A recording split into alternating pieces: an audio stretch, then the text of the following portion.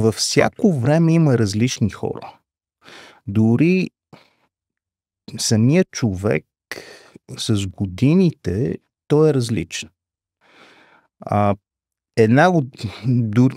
Дори да нагледаме един дълъг период, но примерно ако се замислиш ти самия преди една година как си гледал на пазарите, как си инвестирал или спекулирал и днес как го правиш, нали, ако се задълбочиш така, може би ще откриеш много неща, които са много различни. Просто защото, нали, човек е една машина, която натрупва знания, натрупва опит, прави грешки, нали, като действаш, правиш грешки. Някои се учат по-добре от грешките, други не се учат чак толкова добре от грешките или по-бавно се учат от грешките. Нали, от всяка грешка все по някое време се научаваш, нали, въпросът кога ще го направиш. Та всъщност, нали, даже един Уорън Бъфет, ако погледнеш, нали, Уорън Бъфет, като е бил на 30 на години, той си бил спекулант, трейдър, нали, чартове, всякакви такива неща. Същия този човек днес си казва, мен цените не ме интересуват. Аз искам да видя една компания ли прави пари и да им може да прави 100 години пари. И после гледа цените. И гледа там финансови отчети и разни други неща, менеджмент и така нататък. Но нали, това е един и същи човек. Нали, през много години, нали, ако го сравняваш, нали, прави различни неща. Интересното е, че и преди и сега грешките са едни и същи на хората. Много интересно това нещо. И защото ти го споделям. Един ден, при няколко години, ще да видя, да потърся така, да гугълна книга за спекулиране на финансовите пазари.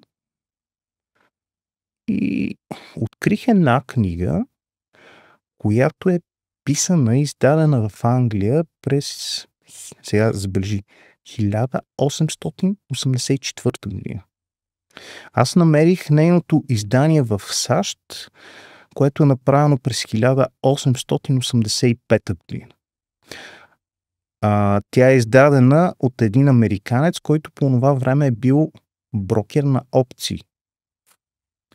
1885 година ти само си спомни в България какво се е случило тогава. Ние, Обединение, княжество България, Източна Румелия, Сръбско-българска война и така нататък.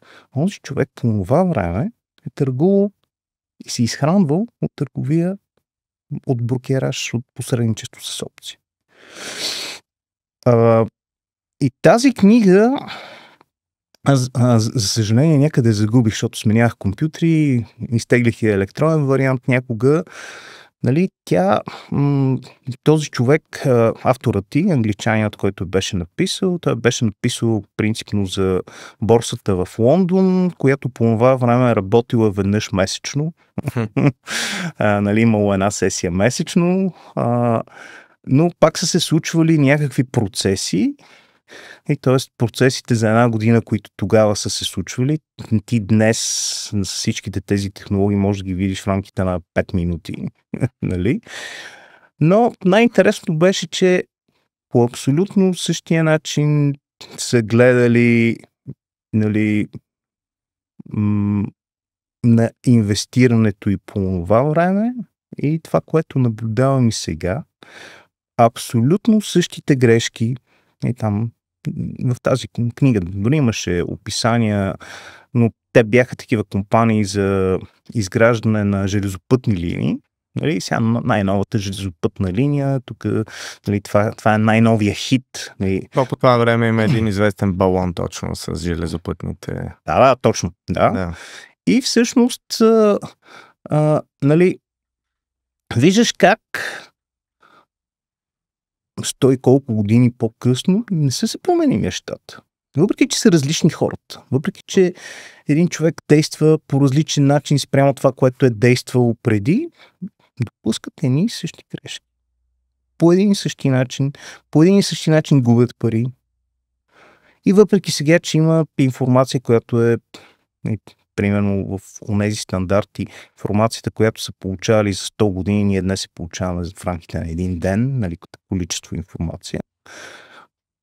Имаме страшно много информация, вече имаме изкуствен интелект, с който може да обработваме тази информация и да работим с нея. И се оказва, че хората правят абсолютно едни същи неща. И всъщност, аз тук ти нося подарък, между другото, в тази връзка. Една книга "Психология на инвестирането", която ми е така много скъпа книга. Да. Тази книга, нейната история пък също е много готина. 2013 година Вало Каролев пак, лека му пръст, един ден ми даде едно книжле, такова младичко на английски. И това да го прочетеш. И той така имаше така, нали, малко по-експресивен начин. И аз стига сега, какви са тия работи? Не, това да го прочетеш, съм psychology инвестник. Аз викам, хубаво е. Бях много скептичен. И след това прибирам се вкъщи с книжката. Един-два дни стоя така и казвам, погледам това книжле, какво толкова? Може пък нещо да има. Щом Владо е казал, наистина, може пък да има нещо. И се оказа, че от тези книжки, дето като ти я хванеш и докато не я прочетеш, не можеш да се откъсаш от нея. Примерно аз съм я хванал вечерта и след 6-7 и усещам, че съм я чел цяла нощ и сутринта до към 7-8. То супер адреналин, някакъв такъв. Въобще не съм заспил, въобще не ми се приспило. Супер. И си казах, това е супер книга. Това, защото тази книга е структурирана така, тя показва как работи мозъка и как прави грешки, как те заблуждава. И всеки, който по един или друг начин е правил инвестиции, участва в инвестиционни процеси, обикновено хората вършат едни същи грешки. Нали, на нормалния жаргон пак направих някаква глупост. Нали? Но най-интересното, аз видях тази книга себе си.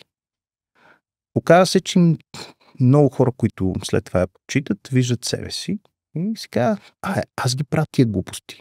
Аз ги правя тия грешки. И тази книга е писана за мен, тя описва мен. И се оказва, че не е точно тебе, а просто хората горе-долу действат по един и същи начин. И така като, нали, след като я бях прочел онази сутрин, към 8 часа и си казах, това е супер книга. Дали има на българския пазар на български, защото не много хора по това време. Има много, които знаят английски, ама не си купуват книги на английски, но пък книги на български се купуват. Дали има преведена на пазара, поразрових се оказа, че няма. Свързах се с автора, той ме свърза с издателството, купих правата, преведох я, регистрирах си издателство специално за нея и издавах.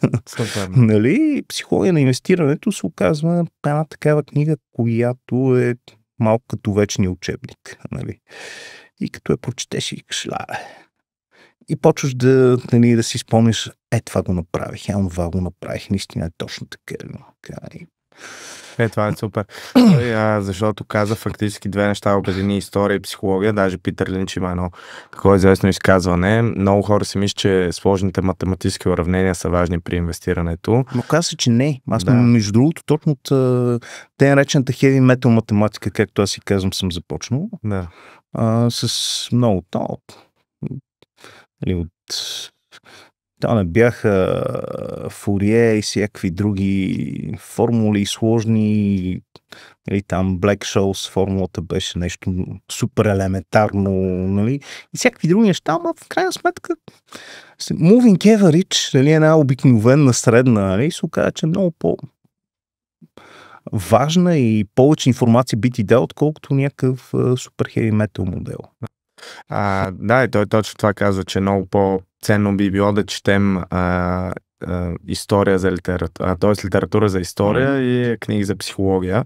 Тук тогава за момент да останем, преди да навлезем вече през точни имена за инвестиции и прочие или сектори, как ти разделяш, тъй като преди малко ми направи впечатление, че ги раздели инвестиране и спекулиране. Да. Какво за теб е спекулиране и инвестиране? Това, което ние учим и преподаваме на хората, е да разграничават от ученията на Бенджамин Греъм, който той е един от първите хора, които разграничават двете думи, но какво за теб са спекулации и инвестиции? Те и двете са много хубави неща. Нали, спекулирането не е лошо нещо. Има един, между другото, много стар виц. Какво е инвестиция? Знаеш какво е инвестиция? Не. Неуспешна спекулация.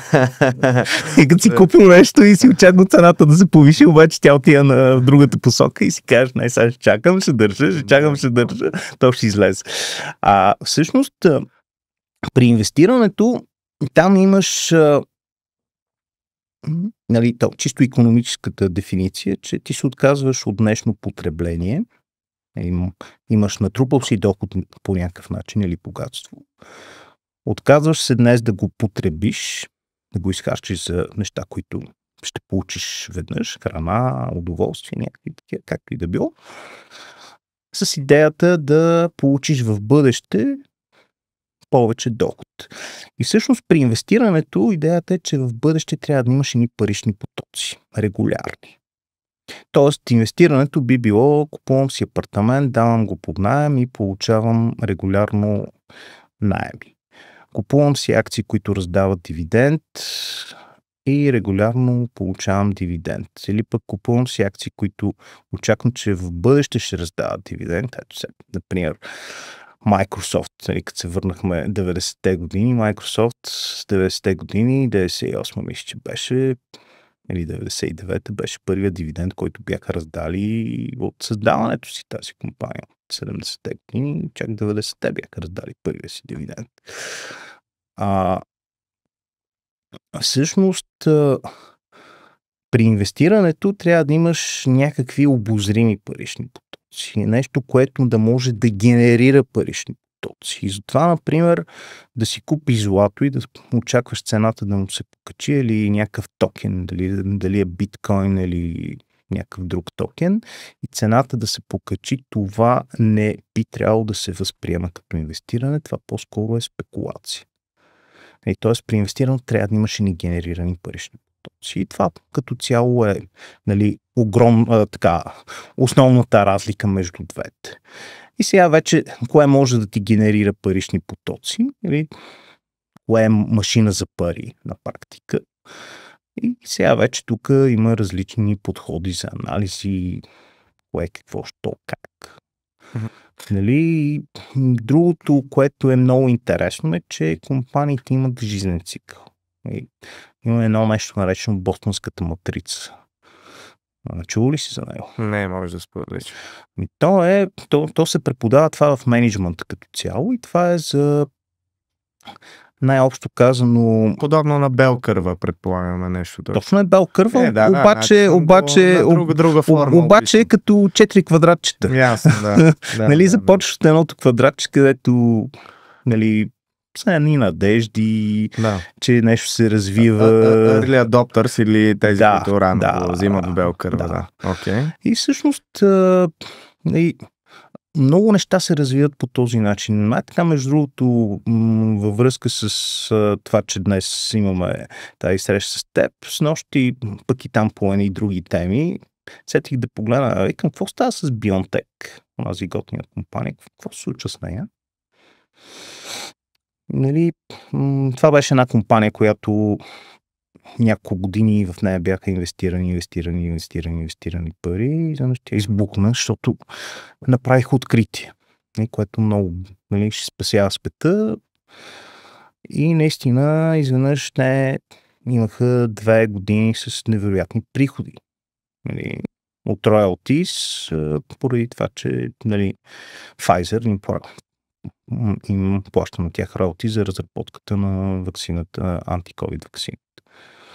И 2 години страхотни приходи, 3-та година вече изведнъж приходите са много надолу. Тоест нямат проблем с COVID, приходите са много надолу, съответно акциите са, ако са били $400 в най-добрите им периоди, сега вече са 80-100 нещо в този диапазон. И т.е. виждаш как има цикъл вече за 3 години. Нали? Не е един дългосрочен, нали, старите мастодонти General Electric, които вече почти изчезна. Нали, или там General Dynamic, General Motors, General Eddie, какво си, нали, които са били дълги години на пазара.